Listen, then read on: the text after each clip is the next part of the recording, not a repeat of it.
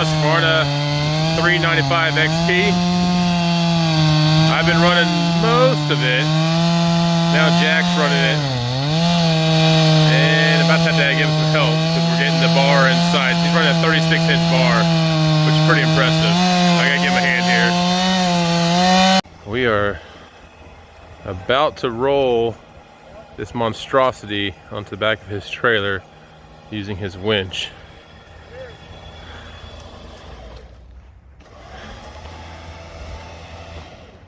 It's coming over. It's just in that hole.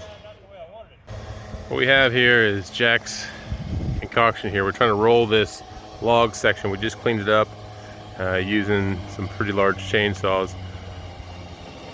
And she's starting to go over. It is really in the ground there.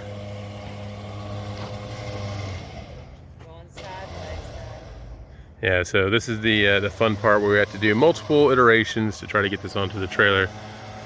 So we'll continue to watch this and see how this goes. But we're about to have to make some modifications here. Okay, we're at the tipping point now.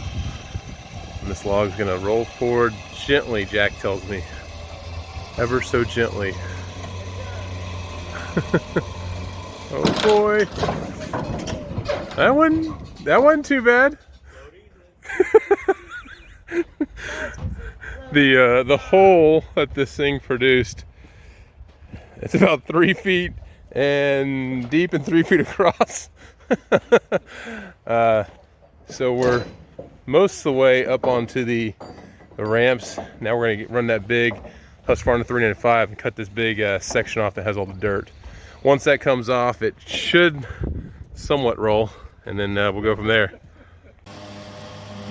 Okay, now that we have the log section turned over, we've got a couple snatch blocks on there. It should start scooting up, hoping,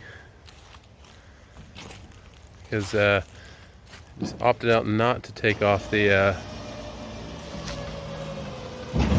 yeah, it's scooting.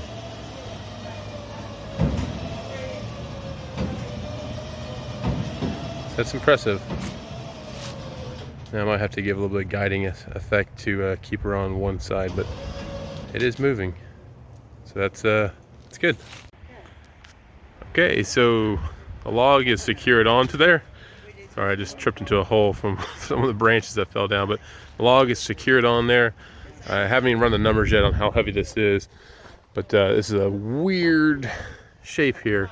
You can see that little metal contraption there. They're actually trying to burn out the stump from this tree came down. But this is the third and final log section.